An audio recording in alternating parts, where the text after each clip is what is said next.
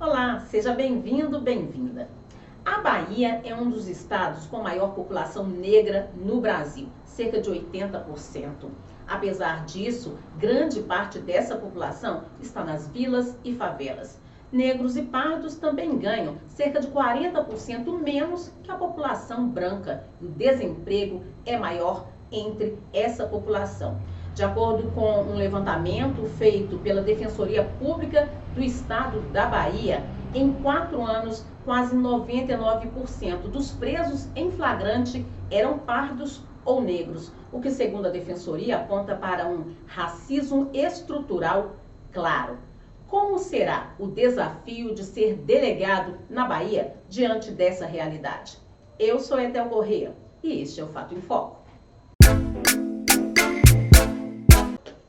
Ele é delegado em Salvador, Bahia, um estado onde cerca de 80% da população é negra, mas que o poder aquisitivo maior e as melhores condições de vida são de pessoas brancas. Como será que ele encara a profissão?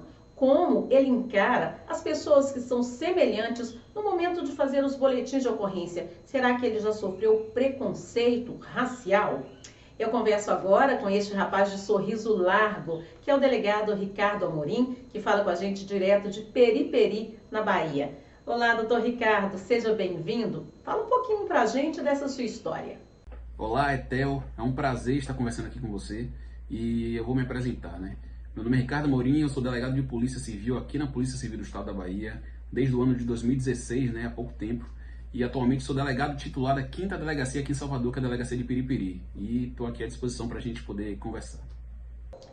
Doutor Ricardo, como é que o senhor lida com a sua profissão quando tantos negros vão parar na delegacia como suspeitos de crime? O olhar é diferente? Muitas vezes a gente em trabalho, especialmente trabalho operacional, né, trabalhos que a gente faz também na rua, de abordagens, etc., a gente muitas vezes faz uma avaliação sobre o porquê de abordar determinadas pessoas, né? A gente se vê ali um pouco que influenciado por um racismo estrutural, por um racismo institucional e, obviamente, no dia a dia a gente tenta racionalizar determinadas ações, entender o porquê de a gente abordar determinadas pessoas, de ver outras pessoas sendo abordadas de determinada forma e tentar fazer o trabalho mais sério e mais racional possível para tratar todas as pessoas da mesma forma e não ter nenhum tipo de discriminação, nenhum tipo de tratamento diferenciado em relação à cor das pessoas que são ali abordadas pela polícia também. Agora conta pra gente como é naquele momento em que as pessoas chegam para registrar um boletim de ocorrência na sua delegacia e se deparam com um delegado negro. O senhor já percebeu alguma mudança no comportamento dessa pessoa, seja de uma forma positiva ou negativa? Certa vez eu tinha mais ou menos aí uns, não sei, 6 meses como delegado, né? No ano de 2016, provavelmente, no começo de 2017. E um homem que eu tinha intimado, ele entrou na minha sala e quando ele entrou, ele fez uma cara de espanto. E eu não entendi bem o que é que tinha acontecido, né? Ele sentou na minha frente, comecei a perguntar as coisas para ele, reduzir a termo. E na hora que ele estava saindo, ele se levantou, olhou para mim e falou que estava emocionado por ter visto uma pessoa, como nas palavras dele, igual a ele, naquela sala e naquela situação de poder. Ele pediu para dar um abraço em mim, disse que ia contar para todo mundo que quando chegasse lá na casa dele, que tinha se deparado com um delegado negro, porque ele realmente nunca tinha sido atendido ou tinha visto um delegado negro, né? Ele dizia que assistia esses programas, alguns programas policiais.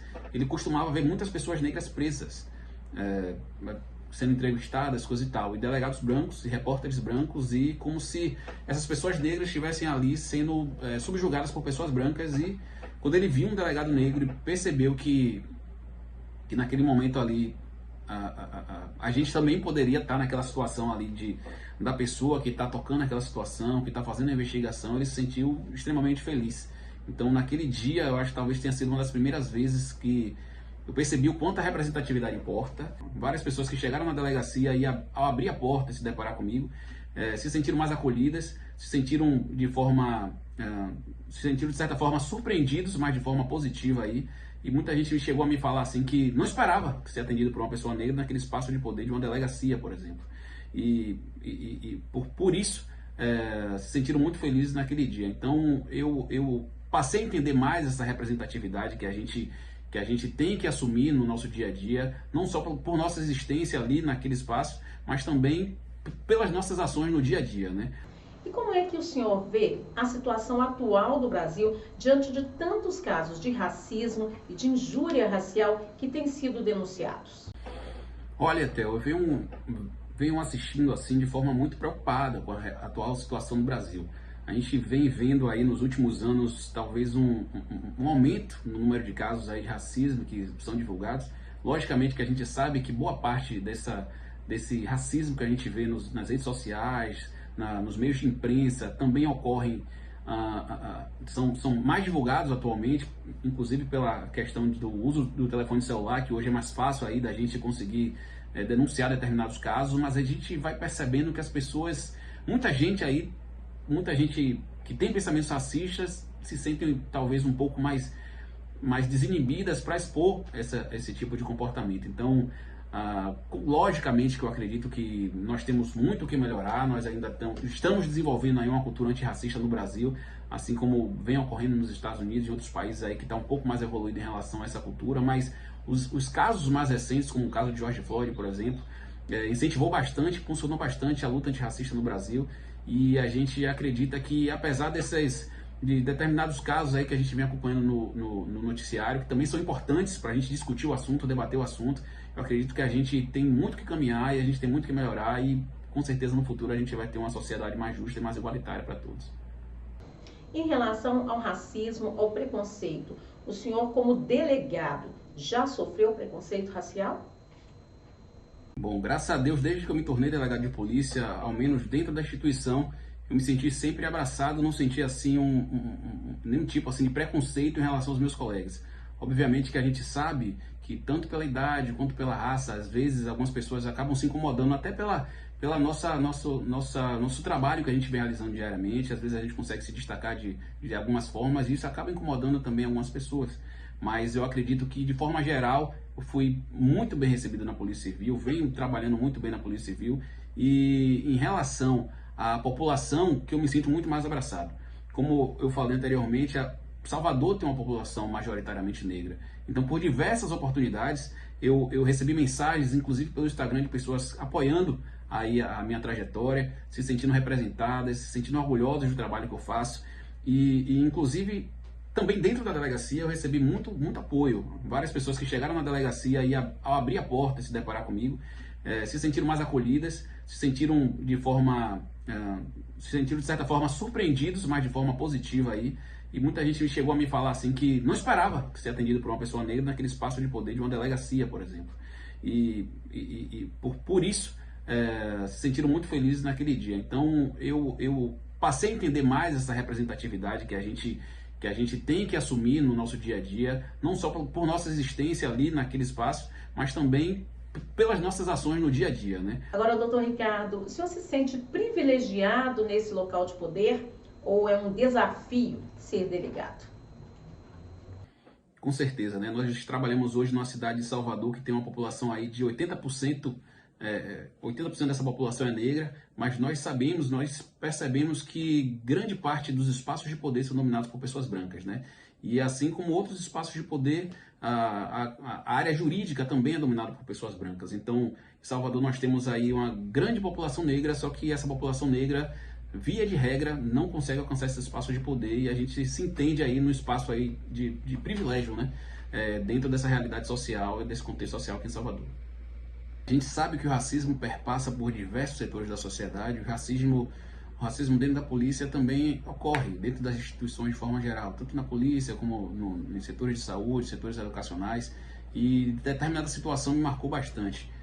Certa vez eu estava na delegacia, atendendo, né? Eu estava como delegado titular dessa delegacia, e chegou um caso de furto em uma loja, né? Então uma jovem aí de mais ou menos 19, 20 anos foi pega em uma loja furtando produtos. Então ela chegou na delegacia, a gente começou a fazer o procedimento. Enquanto a gente fazia o procedimento dela, chegou uma mulher branca, né? Uma mulher branca, teoricamente aí da alta sociedade, casada com uma pessoa de, inclusive, bastante influência no cenário aqui jurídico, político aqui em Salvador.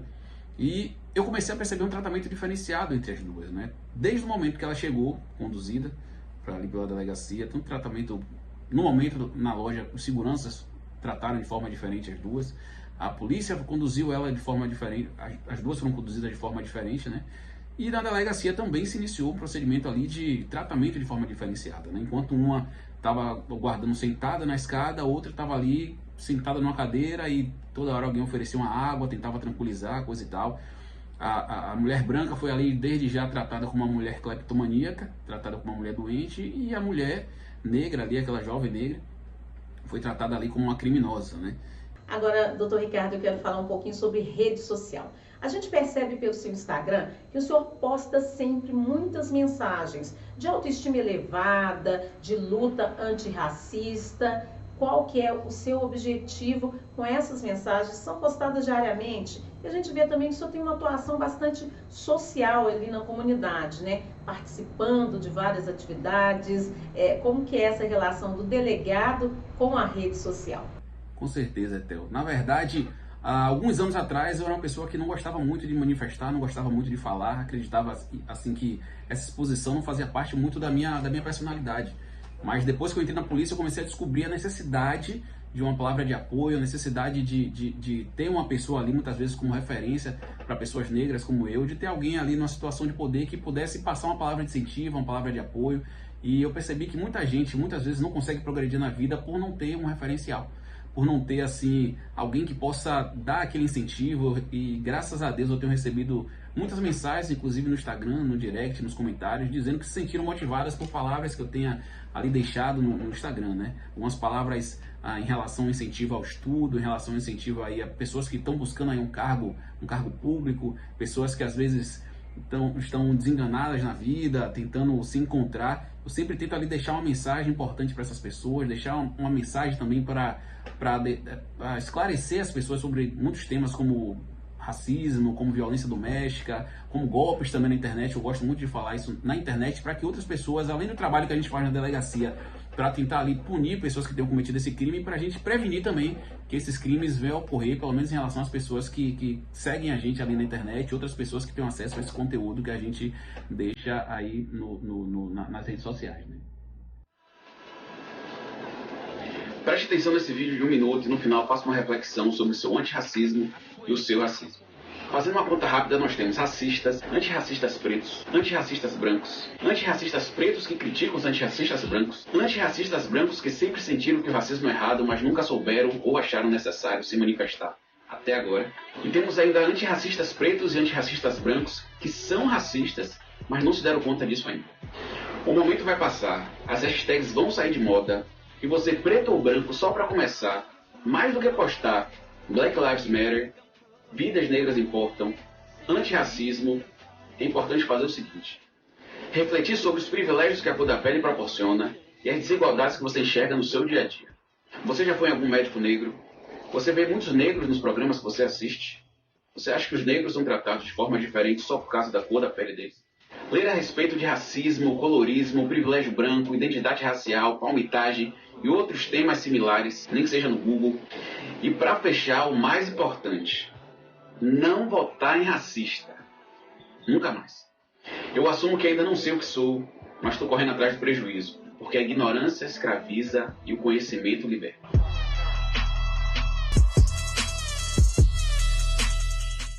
Nesse mês de novembro, a gente fala muito aí sobre o 20, o Dia da Consciência Negra. Eu queria que o senhor falasse um pouquinho para a gente sobre essa data.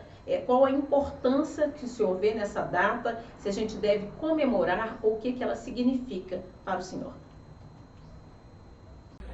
Bom, eu quero agradecer a oportunidade, o convite para estar aqui conversando com você. Agradecer por poder falar na qualidade de delegado de polícia sobre essas questões, porque a gente sabe que historicamente a polícia foi um órgão que durante muito tempo foi responsável por exemplo, perseguir as pessoas praticantes de capoeira, perseguir pessoas adeptas de religiões de matriz africana e todas as questões relacionadas às pessoas negras no Brasil. Foi utilizada a polícia para fazer esse tipo de repressão, esse tipo de reprimenda, e hoje a gente tem que mostrar que a polícia mudou, que a polícia tem consciência, e tem consciência racial, né? E o 20 de novembro é para isso, né? É o dia aí da consciência racial, o dia da consciência negra, e mostrar que a sociedade está mudando, que nós temos aí um futuro muito, muito melhor, com toda certeza, um futuro para nossos filhos muito melhor, e que, com certeza, se a gente continuar trabalhando, continuar mostrando para as pessoas essas questões raciais, continuar mostrando para as pessoas a importância de se discutir determinados assuntos, a gente com certeza vai ter um futuro melhor e com certeza a gente vai conseguir mudar essa realidade de hoje.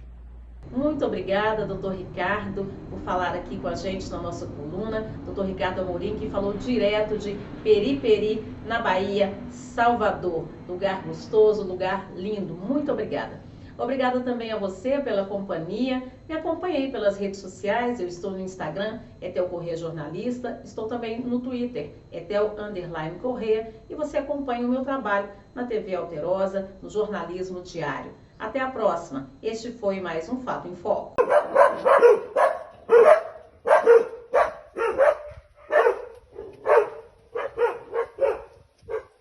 Eu assumo que ainda não sei o que sou, mas estou correndo atrás do prejuízo, porque a ignorância escraviza e o conhecimento liberta.